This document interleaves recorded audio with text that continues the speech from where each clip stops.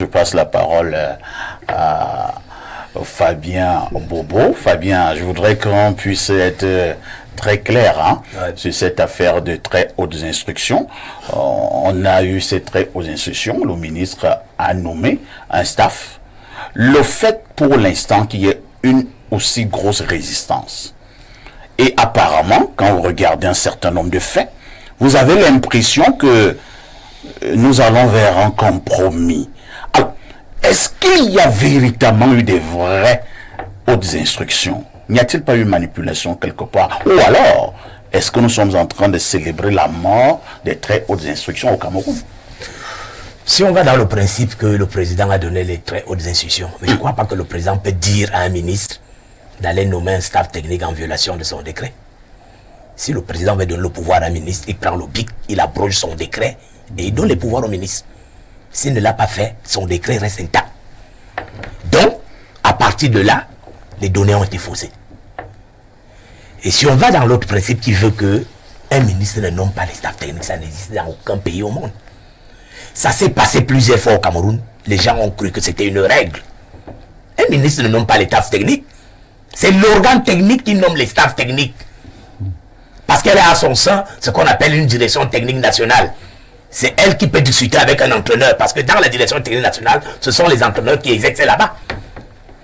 Un ministre ne nomme pas les staffs techniques. Un ministre donne l'accord. Parce qu'il est le représentant du gouvernement. Quand on lui propose un staff technique, il dit ok, l'État peut payer, l'État peut faire ceci. Il met l'accord, il ne nomme pas. Si on repart sur le troisième principe qui veut que la FIFA ne peut pas valider un staff technique qui vient d'un ministère, ça n'existe pas. Parce que la FIFA sait que c'est son, comment on appelle ça, c'est son membre, voilà. C'est son membre qui a qualité de nommer, de recruter et de nommer un entraîneur. Et c'est pour cela que la signature valable sur le plan international, c'est la signature du président de la fédération, c'est pas la signature du ministre. C'est parce qu'au Cameroun, on veut faire croire aux gens que comme c'est l'État qui paye, non, le ministre doit s'impliquer dans le recrutement des choses ici. L'État ne paye pas au Maroc. Moi, j'étais au Maroc. L'État paye là-bas. L'État paye dans d'autres pays africains. En Côte d'Ivoire, l'État paye. Est-ce que c'est pour autant que le ministre ivoirien aille à la fédération pour aller paraffer les contrats ou bien pour nommer les staffs techniques? C'est les Camerounaiseries. Et comme ça a duré longtemps, ça s'est passé avec Otto Pfister, ça s'est passé avec Conceição, ça s'est passé avec d'autres. On a cru que c'était une règle, que c'était normal. Non. Quand vous avez en face quelqu'un qui connaît ses droits, il va s'opposer à ça. Parce que c'est une incongruité. Et je mets quiconque au défi, que ce soit sur cette table ou ailleurs, de me montrer que la FIFA peut abandonner son membre. Parce que c'est les membres qui élisent le président de la FIFA. Il abandonne son membre pour aller adouber un staff technique d'un ministère. C'est des rêveries. Ça n'existe, ça ne peut même pas exister. Et c'est pour cela que la FIFA, dans sa lettre, parce que j'ai entendu les gens dire, la FIFA n'a pas été claire. Non, la FIFA a dit, dans les derniers paragraphes de sa lettre, qui doit nommer le staff technique? Il dit que c'est de la priorité de la fédération, donc son comité exécutif. C'est elle qui a qualité de nommer un staff technique, pas le ministère de Sport. Donc si on part donc dans ces principes que je venais d'énumérer, il n'y a pas de débat. Très bien. Même si le ministre a les superbes, comment dirais-je, instructions venant du président, il nomme un staff là, il ne sera pas validé. La FIFA va suspendre le Cameroun pour ingérence. Oui. Très bien. Parce que merci, quand le Cameroun est allé s'affilier à la FIFA, il faut le préciser. Oui. De par ce acte, le Cameroun a accepté d'aliéner une partie de sa souveraineté. C'est-à-dire qu'il accepte que c'est les lois et règlements de la FIFA qui priment sur les lois et règlements du football au Cameroun. Le professeur le sait. Ça s'appelle, les juristes appellent ça la supranationalité. Nous sommes là-dedans. Vous ne voulez pas écouter ce que la FIFA vous dit, il vous demande de se mettre de côté, en attendant que vous arrangez vos problèmes là-bas. Et je tiens à rappeler que si on suspend le Cameroun aujourd'hui et que M. Samuel Eto'o est au quartier, si vous faites 2 ans, si vous faites 3 ans, le jour que vous revenez dire à la FIFA qu'on revient, c'est Samuel Eto'o qui va être président et il va finir son mandat. Merci Fabien Bobo. Pierre Blériot-Niamec, et je vous passe justement cette question, hein, je la récupère chez Michel Michaud Moussala. J'ai d'ailleurs posé cette question au conseiller technique, hein, le professeur Tolo.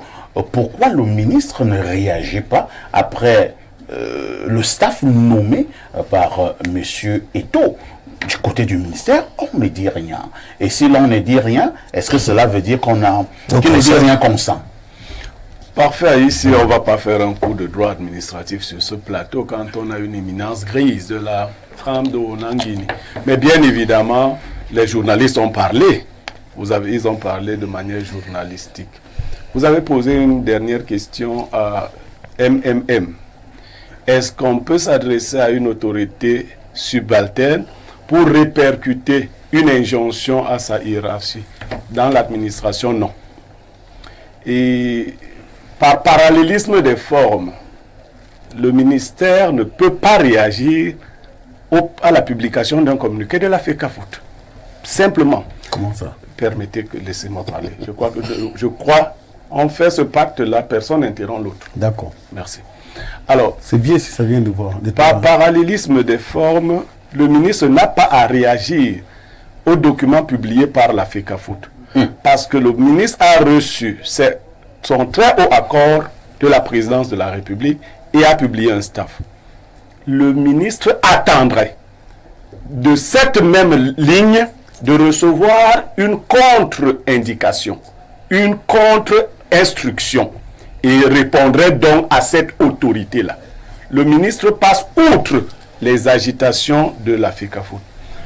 Je vais dire, ce n'est pas la faute de l'âne qui est sur le toit si celui-ci détruit toute la maison. C'est la faute de celui qui a placé l'âne sur le toit. C'est un proverbe tout court aussi. On n'a pas besoin d'aller tous chez les tout pourris. Ce qui se passe aujourd'hui, donc, on peut rester à Boumiébel. On peut y rester à Boumiébel. C'est que les bonnes habitudes qui s'étaient sédimentées au niveau de la cohésion entre la FECAFOOT et le MINSEP sont aujourd'hui brisées par quelqu'un qui est un va-t-en-guerre. On vous a parlé de l'apport de l'ambassade de Belgique, mais il y a eu beaucoup d'entre-gens également. Je veux rendre ici hommage au ministre conseiller et à la présidence, Mbargambois, qui s'est impliqué personnellement. Chargé de mission. Chargé de mission, s'il vous plaît. Ministre chargé de mission. Ministre chargé de mission à la présidence, ministre Philippe Mbargambois, qui s'est personnellement impliqué pour ramener un peu de la sérénité dans la tête du président très agité. Ce qui est à relever ici. Vous insistez sur l'agitation. Mais on a bien vu que la FECAFOOT a failli nous causer un incident diplomatique. On a bien vu cela. On a vu un président qui, incapable de tenir ses émotions, ne s'est pas contenté de s'en prendre à l'individu, Marc Brice, mais s'en est pris à la Belgique. Lorsqu'il dit, est-ce que je peux faire ceci en Belgique? En quoi la Belgique était impliquée dans l'acte que posait ou poserait Marc Brice? Et en quoi cette phrase est une phrase qui peut causer un incident diplomatique? Bien, la réponse est dans l'attitude qui a suivi. Parce que ce qui est bien chez les supporters de la FECAFOOT, c'est que si le président pose un acte, on applaudit. S'il pose le contraire de l'acte qu'il a d'abord posé, on applaudit également. Lui, il a su en quoi cela était important parce qu'il a présenté ses excuses publiques à Marc Brice. Et Marc Brice n'a pas présenté les excuses. Nous n'avons pas jusqu'ici. Nous n'avons jusqu'ici. J'ai le document ici. Non, oui, vous allez nous le produire. Vous seriez venu avec d'ailleurs. Non, j'ai le document. Produisez-le. Une fois que vous l'avez produit, nous vous faisons confiance. Mais pas vous dire. Donc, nous sommes dans une situation qui va devenir inextricable. Pas pour le MINSEP, mais pour la FECAFOOT. En effet, la FECAFOOT qui n'a pas cru ou qui ne sait pas comment on s'y prend, aurait dû donc demander les mises à disposition avant que de nommer les fonctionnaires. C'est après coup qu'elle se rappelle, enfin qu'on lui enseigne, qu'il faut mettre des fonctionnaires à disposition pour pouvoir les nommer dans de tels organes. Pire encore, moi je suis amené à croire que la lettre de la FECAFOOT est totalement décousue. Si on a demandé au ministère les mises à disposition de Pangou et de Tungu Pile est un retraité. Première chose. De deux, je n'ai pas encore vu la lettre de mise à disposition qu'on a adressée au ministère de la Santé et beaucoup d'autres. Je veux dire qu'il y a un travail de fond, de formation à la rédaction administrative, à la compréhension de ces interchanges entre les administrations. La FECAFOOT semble naviguer à vue sur ces questions-là. Et cela va nous plonger, contrairement à ce que les gens pensent. Si le Cameroun est suspendu, il a déjà été suspendu. Je crois que s'il est suspendu, on pourra nous mettre sur pied une normalisation. Et les enchanteurs de la FECAFOOT disent que le président Eto'o reviendra comme président, mais peut-être après la normalisation. Non, tu connais comment on fait pour mettre une normalisation dans une fédération? Tu nous diras lors de ta présentation. Je vais t'expliquer. Oui, d'accord, lors de ta